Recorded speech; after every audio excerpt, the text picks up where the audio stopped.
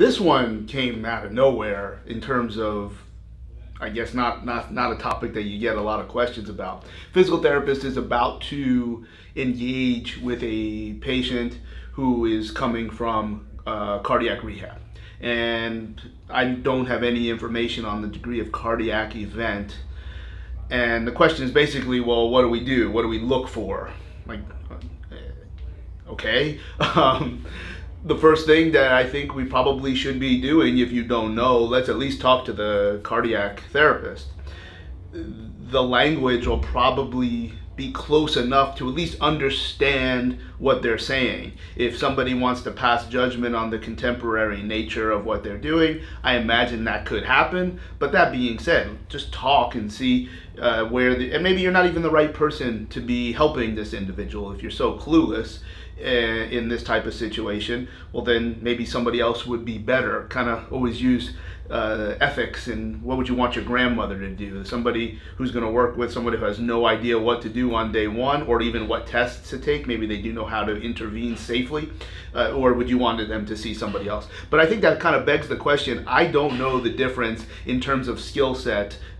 Maybe somebody else thinks they do, but what is the difference between the skill set of a cardiac therapist and a competent physical therapist, or even someone that isn't medically trained but that is very, very good and accountable to following instructions in a very short order cook fashion when those instructions are coming from someone that's medically credentialed? I don't know the difference.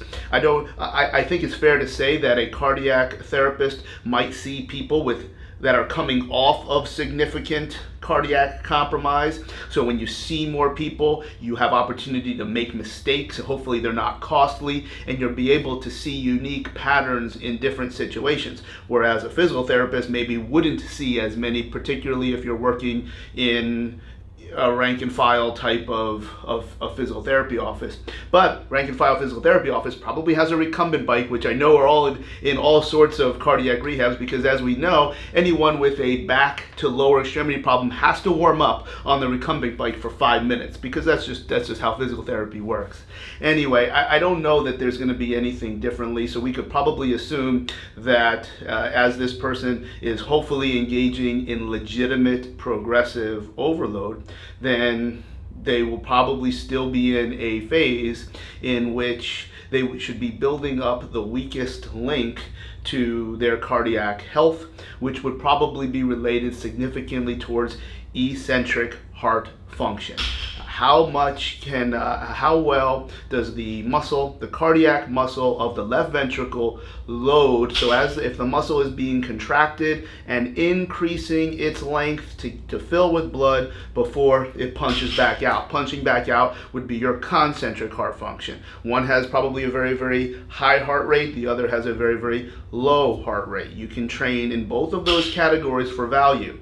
If somebody has cardiac challenges and has not been able to develop the complete capacity of all components of cardiovascular health and fitness, eccentric heart would probably be where you would start.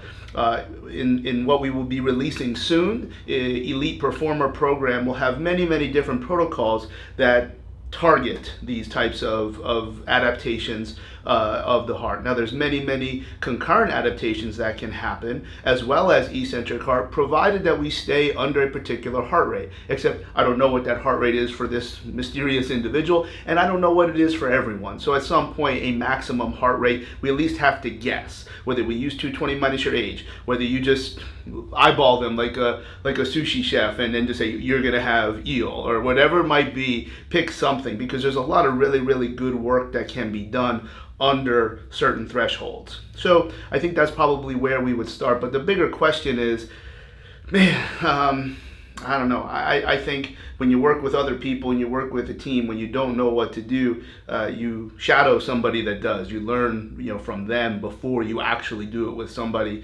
The people deserve better than that. And I don't know. I know that it can't always work out that way, because it kind of has to be the first time at some point. But I think we'd probably be looking at eccentric heart function and all of the different protocols, some of which can be using resistance training. We wouldn't necessarily be using weights that would make us stronger, more powerful, etc. But ultimately, I think if we challenge motion in different ways, but we keep the heart function at or below a certain level, you're probably going to be in a very, very safe place. But I do need to know where they finished at their cardiac rehab, because what might be intelligent might be very, very far departed from where they finished from their previous situation. So there's a lot of information that we have to garner. I think the two things here that are very, very interesting: number one, really appreciating eccentric heart function, whether it's for a healthy or a compromised heart. But really, what's the difference between a cardiac therapist and a physical therapist? Last time I checked, all this stuff about the heart works the same regardless of where you went to school.